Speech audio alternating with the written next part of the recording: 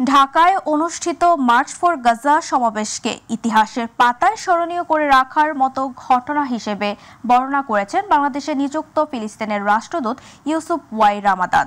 এক বিবৃতিতে তিনি বলেন, এই সমাবেশ প্রজন্মের পর প্রজন্ম ধরে প্রতিধ্বনি হবে এবং ফিলিস্তিনি জনগণের ন্যায্য অধিকারের পক্ষে বাংলাদেশের জনগণের অটল অবস্থানকে বিশ্বের সামনে তুলে ধরেছে।